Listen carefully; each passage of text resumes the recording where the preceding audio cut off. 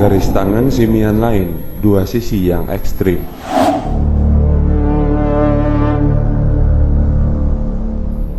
Dalam video sebelumnya, kita telah membahas arti garis tangan simian lain atau tapak jala. Namun, banyak rekan-rekan yang bertanya lebih jauh mengenai pengalaman-pengalaman pribadi terkait simian lain.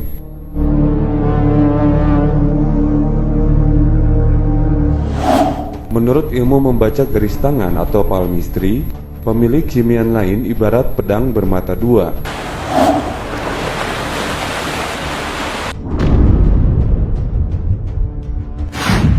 Di satu sisi bisa berkemampuan kuat dalam memfokuskan diri pada satu hal tertentu yang disukainya, namun di sisi lain berkecenderungan melakukan sesuatu tanpa pikir panjang, hiperaktif, agresif, dan cenderung tidak sabaran.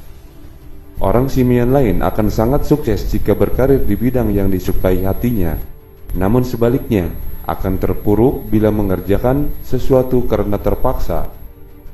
Seperti telah kita ketahui bahwa menyatunya garis hati dan garis kepala membentuk garis lurus horizontal pada telapak tangan, hal ini menunjukkan pemilik garis tangan simian lain sulit memisahkan antara logika dan perasaan atau emosi. Namun demikian, ada hal yang harus diperhatikan ketika mengerjakan sesuatu, bisa sangat berhasil atau sukses, atau sebaliknya, gatot, mengalami kegagalan total dan fatal. Terlepas Anda percaya atau tidak, hal ini memerlukan penanganan atau bimbingan. Bagi Anda yang merasa tidak penting video ini, monggo diabaikan saja.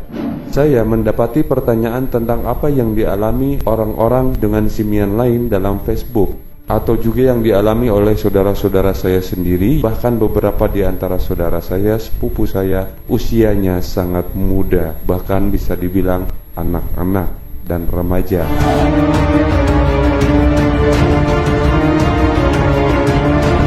Simian lain si pahit lidah.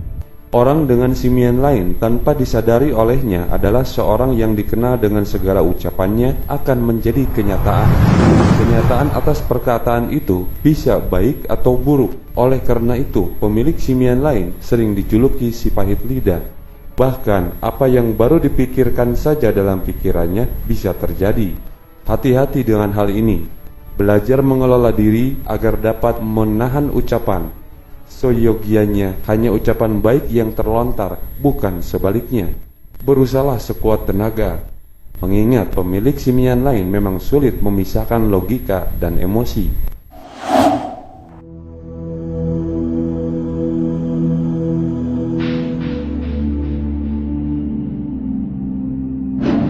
Simian lain banyak hambatan dalam hidup. Beberapa orang pemilik garis tangan simian lain mengaku menghadapi beberapa kesulitan dalam hidupnya.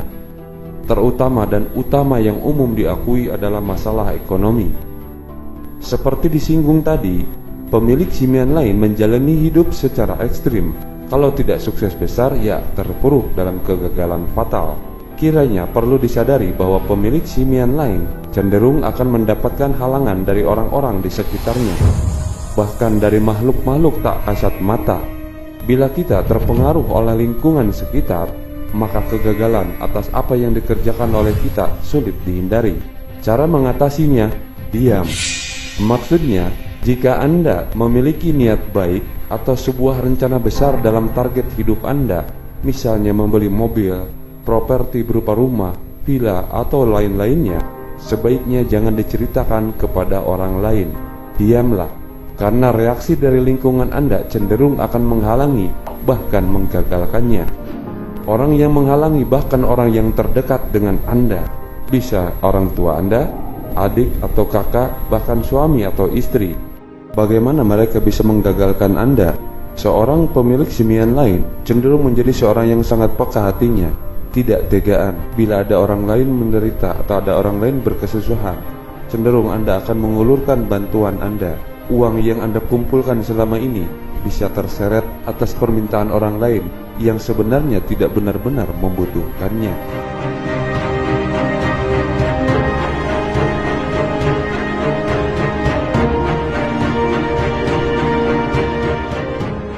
Seorang simian lain memang ekstrim pilihannya.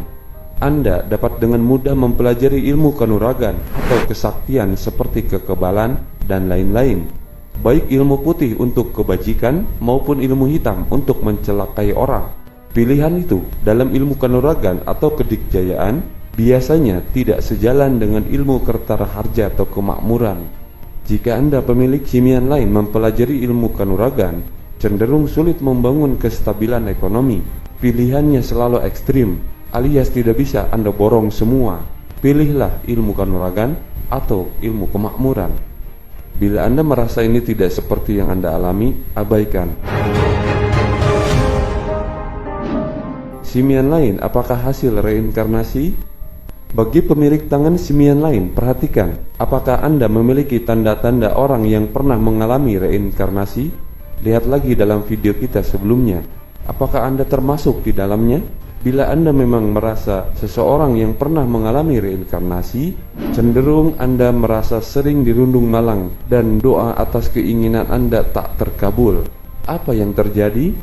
Hanya Tuhan yang tahu. Namun dalam pemahaman saya dan dari semua kasus yang pernah diobservasi dan dari membimbing beberapa saudara yang simian lain, bahkan beberapa teman yang sekarang di bulan ini sedang saya bimbing, kiranya dapat disimpulkan bahwa seorang yang pernah mengalami reinkarnasi adalah orang yang mendapat anugerah Tuhan untuk hidup berulang kali. Oleh karena itu justru sebenarnya seorang simian lain sangat dekat dengan Tuhan. Tapi kenapa merasa doa-doa terasa tak terkabul?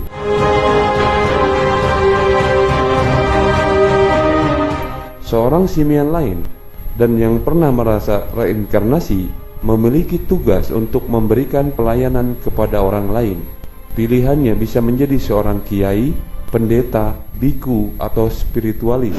Dengan demikian, doa-doa akan sangat terasa terkabul bila untuk orang lain.